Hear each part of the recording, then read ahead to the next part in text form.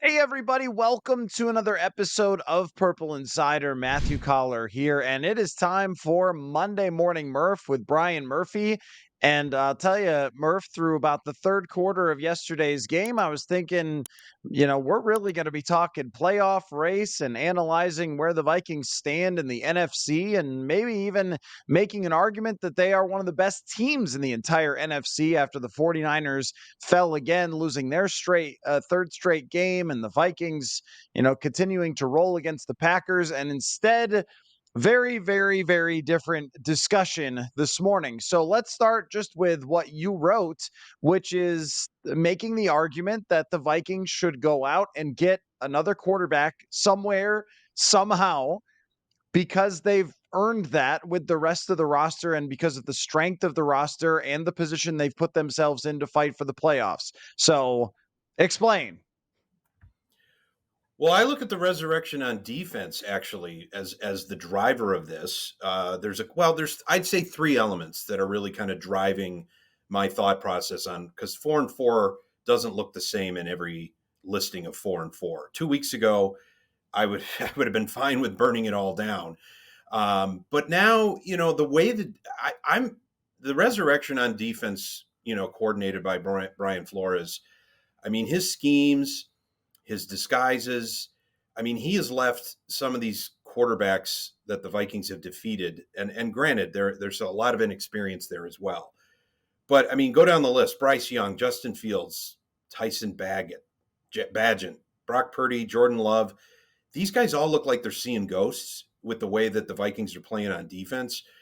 You could almost see them making a case, harkening back to the Zimmer era, where you could stack up a bunch of 17-10 type victories over the next 6 or 7 weeks, because that's how soft the schedule is as it opens up for the Vikings, before they really have a couple of tough games, maybe against Detroit, if they matter even by then.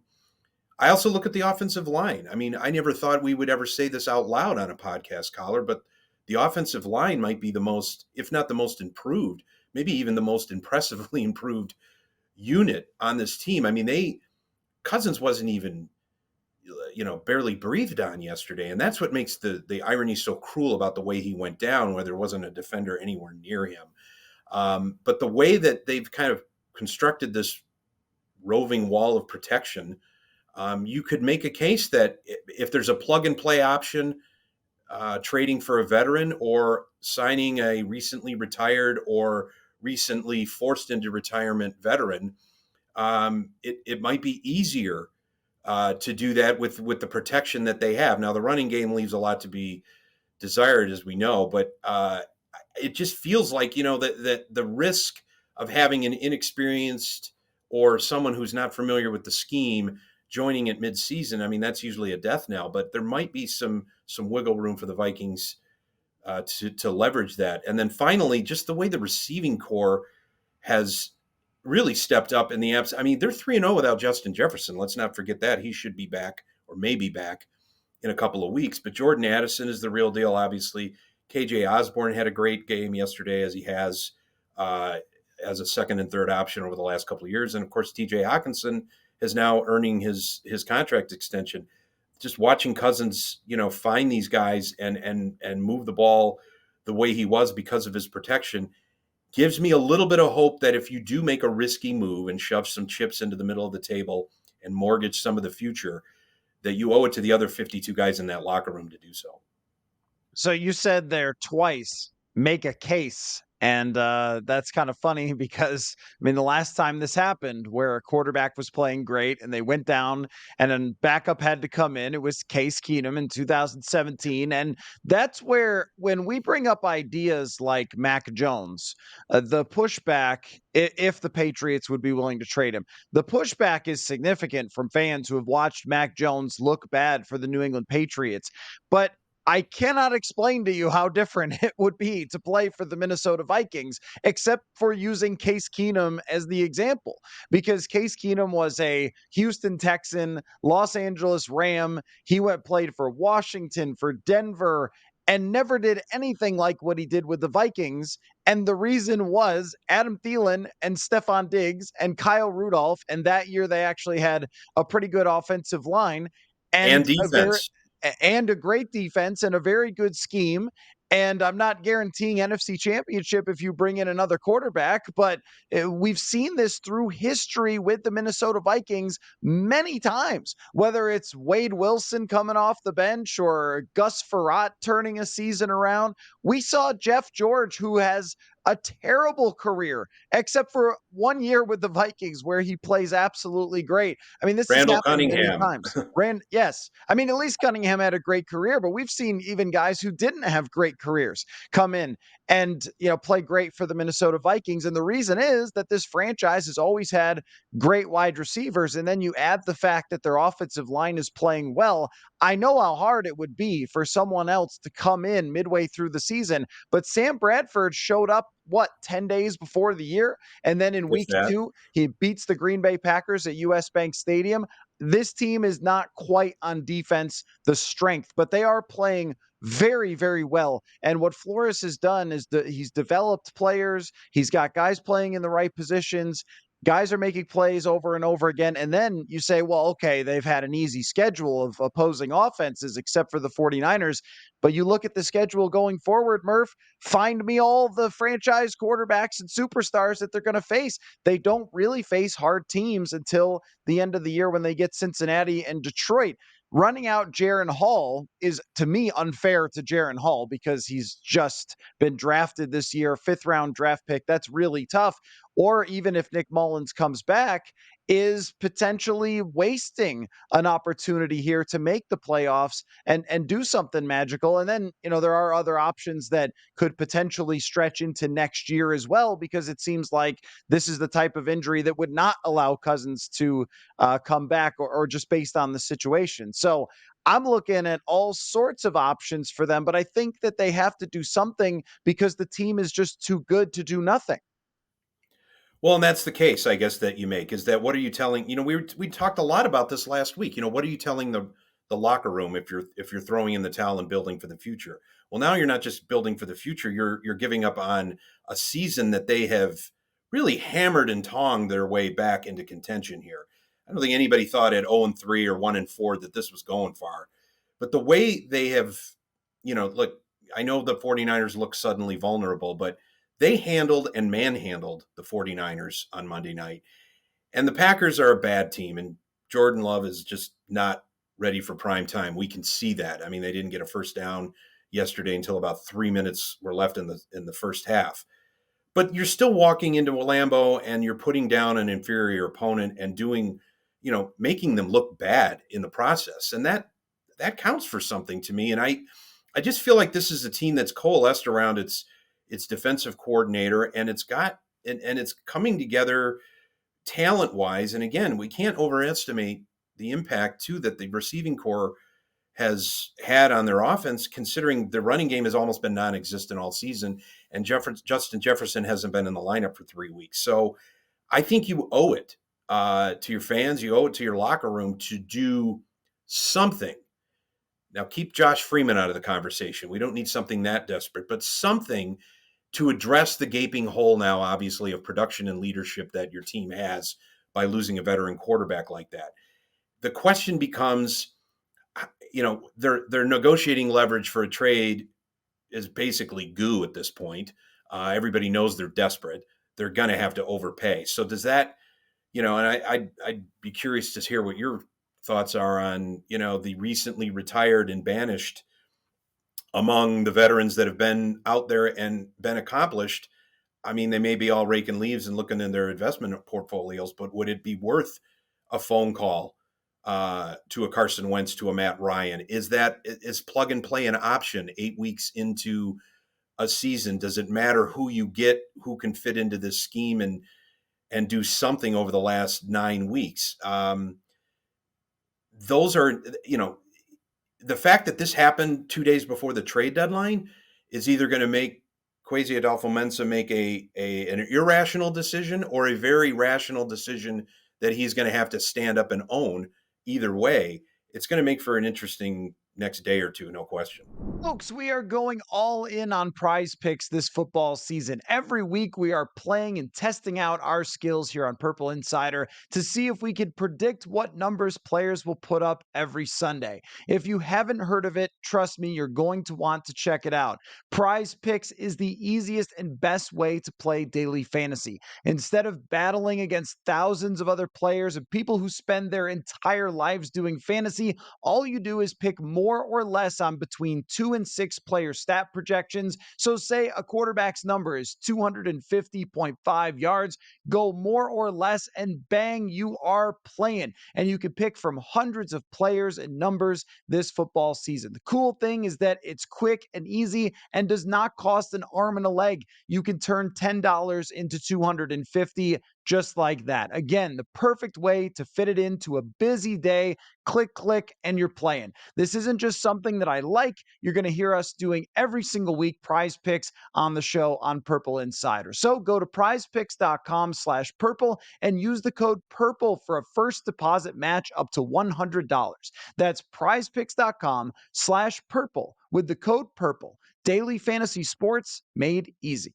Folks, want to remind you to make Little Caesars the official pizza sponsor of the NFL part of your game day. Order online during their Pizza pregame 1 hour before NFL games and get ready for some football and fun.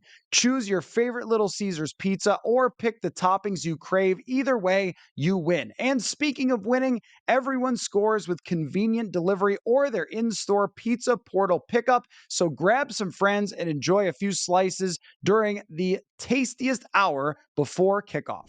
Because there's sort of different levels to their options. There's the trying to find someone who could potentially also be your quarterback for next year. So that's, Trey Lance, if Dallas was willing to part ways with him, which I don't know what they're doing with him. Like they're not using him. And Dak Prescott is having another very good season and they're, a good team and going to compete for a Super Bowl. So what are you doing with Trey Lance? And then, the Mac Jones idea. These are players who, if they play well, could be your quarterback next year. And you could still draft one because you're not totally locked in. And I also don't think the price would be high for either one. Maybe you're giving up a third round pick for Mac Jones. Maybe you're giving up a third round pick or the fourth to replace the fourth that Dallas gave up for Trey Lance. Those don't hurt the future. They don't hurt your chances at drafting a quarterback. But they also, if the guy really fits great, then, it might solve that issue.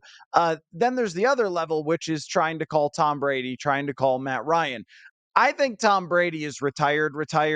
But Matt Ryan, I'm not as sure. I don't know that Matt Ryan wanted to go out with what happened last year with such a miserable, horrendous season that ended when the Vikings had the largest comeback in NFL history against him. And he has to be aware how different being coached by Jeff Saturday and throwing to who knows who and having Jonathan Taylor hurt and their offensive line no good versus this team and this group. And I'm into that idea. If anybody could come in 2 weeks and figure it out, if Matt Ryan has been staying in shape and being ready to play football, it's him. And I mean, because in this offense, I think all you have to do is deliver the ball to the open wide receivers. And that's not to downplay how great Kirk Cousins has been over the last couple of weeks. But my gosh, were guys wide open on Sunday. KJ Osborne catches a 32-yard completion on third down in which there was nobody even close. There were tailgaters in the parking lot who were closer to KJ Osborne. Like they have receivers who are open, a coach who can get them open. And then there's the other option of trying to find somebody else's backup to trade for to just survive. That's your Andy Dalton. That's your Case Keenum, whatever he's doing. Your Davis Mills, who's not really an NFL starter, but could probably win a few games with a great team. And I think of all the options, because they're the Minnesota Vikings and they have the history that they have, Murph, I like the Matt Ryan option the most. It does not lock you into the future. It would be pretty freaking cool to see whether it worked or not. And if it works, it's legendary. And it's just like if you trade for Andy Dalton, you kind of know what you're getting. You're probably getting to 8-9 or 9-8 at absolute best, and it's just going to be like hurting your draft status because you can't really compete. And the other one, I mildly like the idea of trading for a Mac Jones or Trey Lance, but I don't think either one of those guys is actually the future of the franchise. That it's probably whoever you draft. So that's how I would rank those potential options. How would you rank them? You're muted, Murph.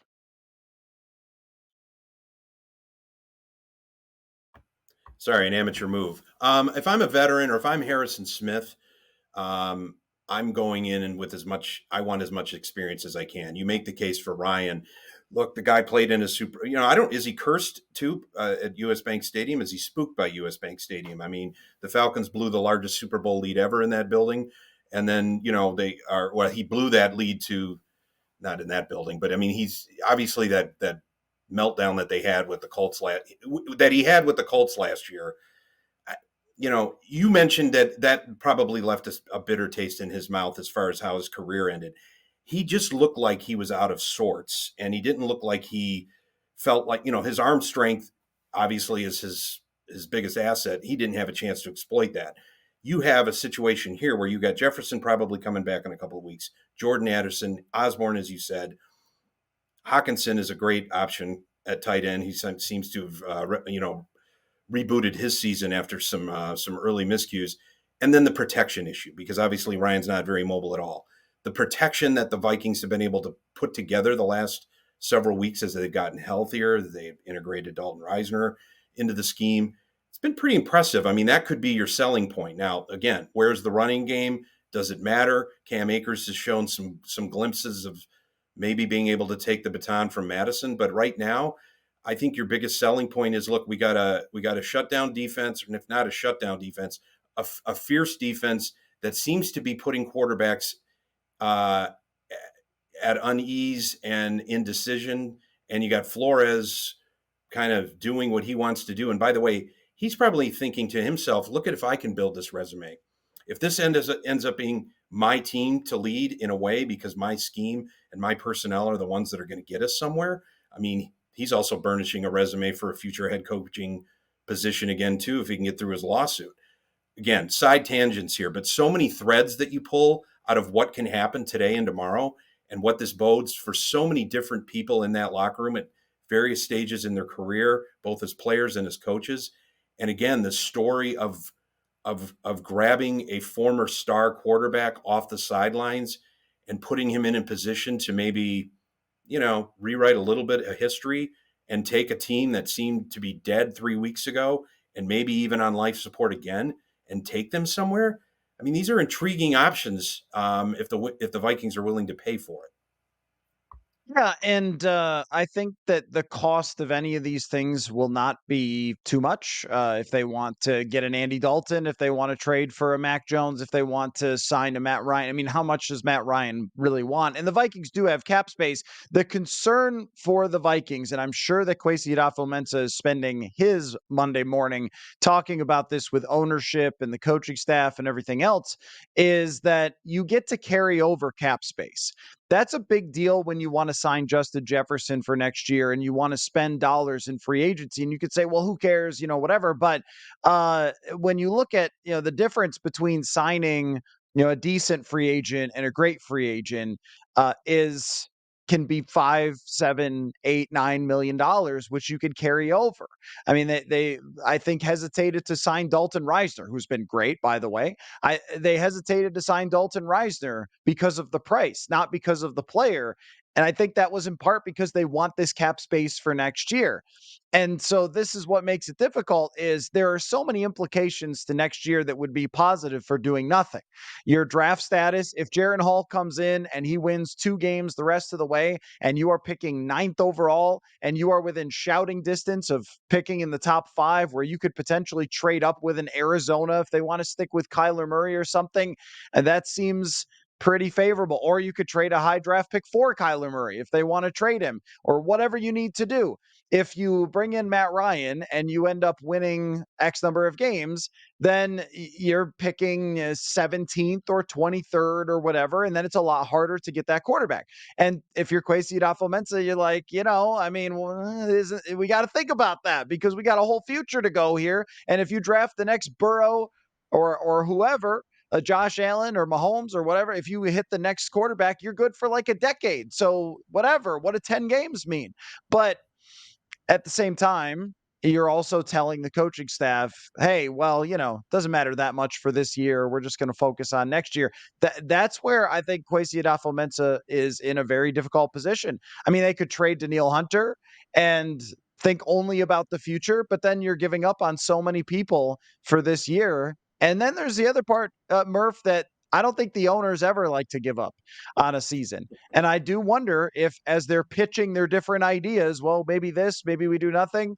You've got to wonder if the Wilfs say, look, go get somebody. We did it with Sam Bradford. He almost got us in the playoffs in 2016, probably should have.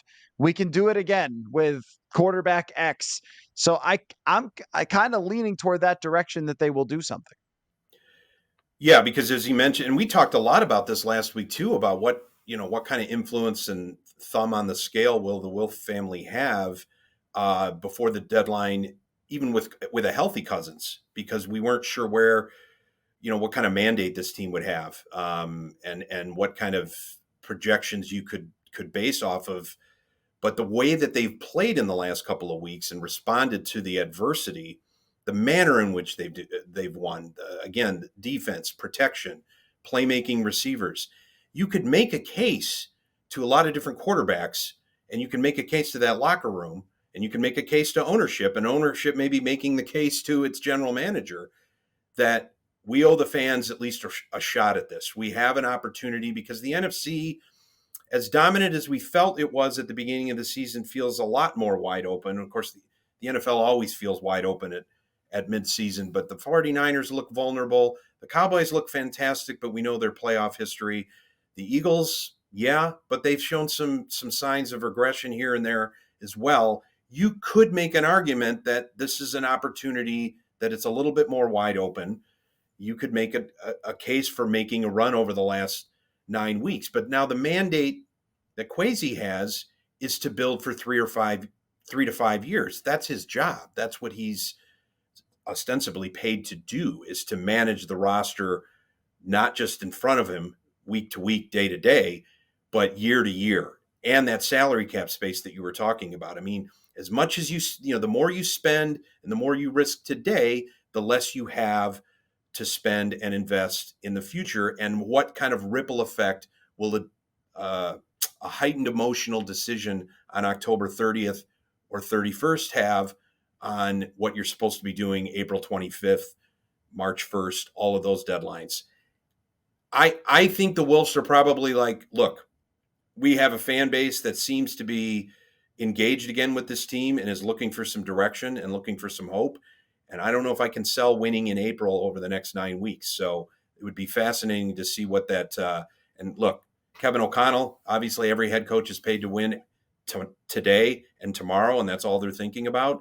Brian Flores is looking at, again, rebuilding his resume and his head coaching bona fides. These are opportunities that these guys are going to take. They don't want that proverbial rug yanked out from under them by an indifferent management philosophy that may run counter to what their instincts are, which is to win now and compete today. If I thought that the team was who they were after 0-3 and they were just meh, and if I thought their schedule was going to be really hard going forward, then I would probably say, why don't you just ride it out with your backup quarterbacks and see what happens? But the path is right there.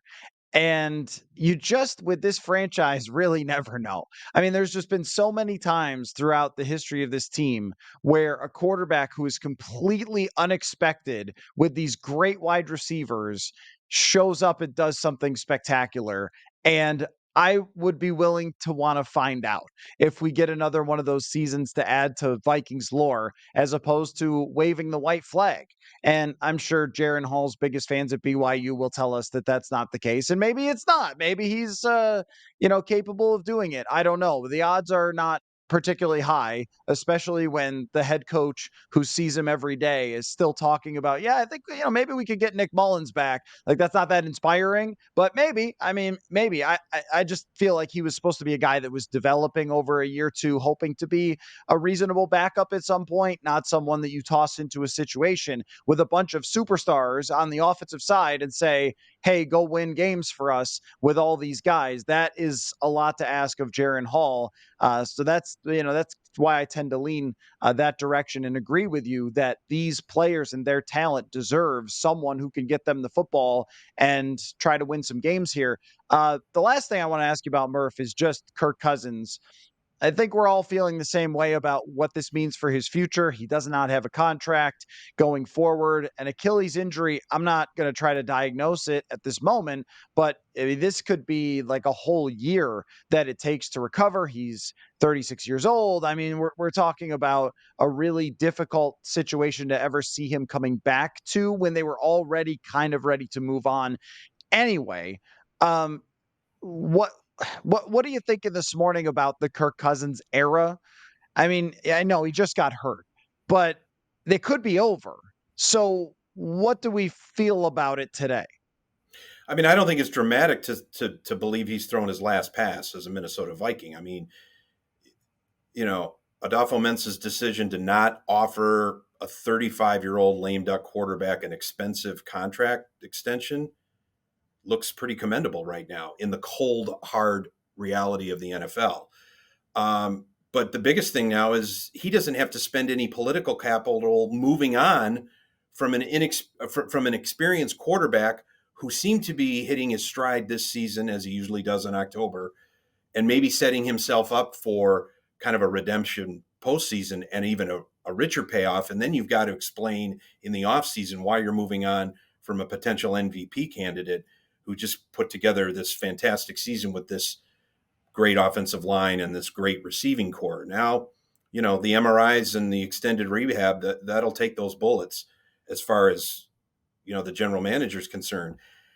It's so weird because now, and I kind of started off my column like this. I mean, Vikings fans, they're not going to have Kirk Cousins to kick around anymore. And it's kind of a cruel irony. And just about as it feels like he's been taking off that kick me sign from his back, but last year, the Netflix documentary and the way he's been able to rebound and lead these four wins in the last 5 weeks, I just feel like I don't know what Vikings fans, I don't know who their boogeyman is going to be anymore going forward, but B, one of the biggest attributes and assets Cousins had was his durability and his ability to, 140 some starts. Hasn't missed a start at all for the Vikings, has only missed a couple of snaps, really, despite taking a ton of huge hits. And in the irony of ironies, yesterday, he goes down without a defender next to him. And as you mentioned, I mean, these are serious injuries. I mean, I think back to Dan Marino. I don't think he was ever the same quarterback. I mean, he was productive, but I don't think he was ever the same quarterback after he blew out his Achilles in the mid 90s. You've got Aaron Rodgers, vowing to return magically from his week 1 injury at some point this season. I think we can all remain a little skeptical of that. But as you mentioned, Brian O'Neill on the same field in January suffered a very serious Achilles and ankle injury and was not even full strength until deep into training camp. So Cousins' marketing ability, his future not only with the Vikings but in the NFL, has some serious question marks around it. And I think it would behoove Vikings fans to take a breath, take a look back. It was unproductive in the playoffs, but there were moments of incredibly competent play. There were moments of incredibly frustrating statements and sort of aw shucks indifference that rubbed people the wrong way.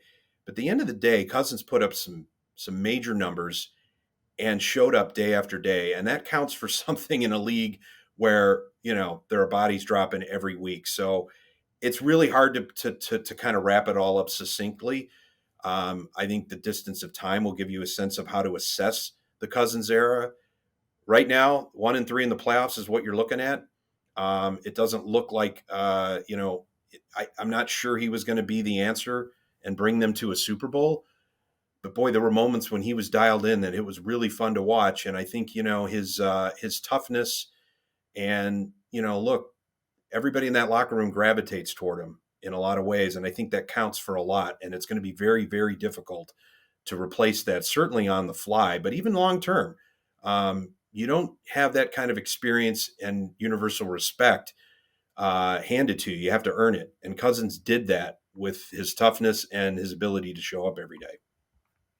Yeah, I mean, I'll do a longer podcast on this at some point, but I guess my thought on it as we stand today is there was always one more step to be taken with him throughout the era. There was always the like, if you just win that one more playoff game in San Francisco, as you mentioned, or if you just throw the deep ball to Adam Thielen instead of checking it down or whatever. And even this feels like just at the moment you are about to take off with this team and have a real chance to do something, as you mentioned, with the defense, the receivers, the way Addison's playing, then it's cut short.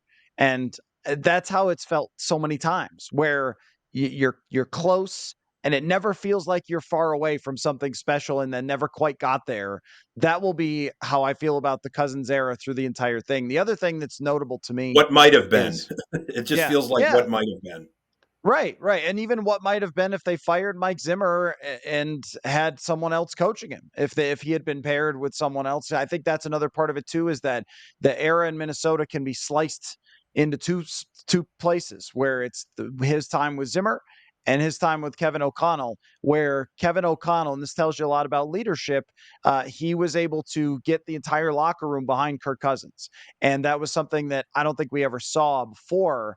And, there's probably some regrets there with his relationship with Zimmer and everything else. And of course, he's not completely innocent in that either, about the headbutting, but having a coach fully buy into him. And we saw what that did for him, for his play, for his confidence, for the way the team responded to him.